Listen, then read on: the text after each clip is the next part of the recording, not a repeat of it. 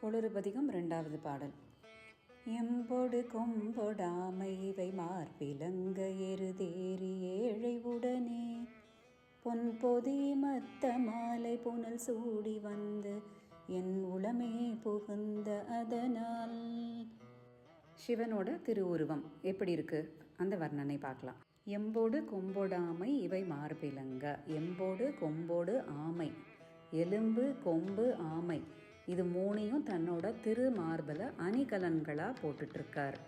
எருதேறி ஏழை உடனே, அம்பாளோட ஏழை அப்படின்னா ஏழை உடனேனா நல்ல மெல்லியலாகிய உமையாள் சகிதமாக வரார். எதில் ஏறி வரார்? ரிஷப வாகனத்தில். எருதேறி ஏழை உடனே உமை அம்பாளோட ரிஷப வாகனத்தில் ஏறி வரார். வேறு என்ன போட்டுட்ருக்கார்?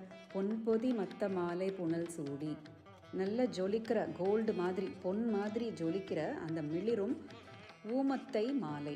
மத்த மாலைனா ஊமத்த மாலையை சொல்கிறாங்க.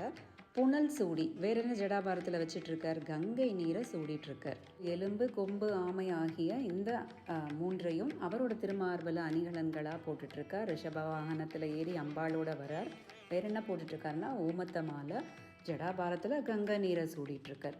இந்த மாதிரி ஒரு ரூபத்தில் உமையாள் சகிதமாக என் உள்ளத்தில் எழுந்தருளிய காரணத்தால் என்னெல்லாம் நடக்குது அப்படின்னு சொல்கிறார். 9 உடனாய நாட்களவைதாம் அன்போடு நல்ல நல்ல அவை நல்ல நல்ல அடியாரவர்க்கு மிகவே.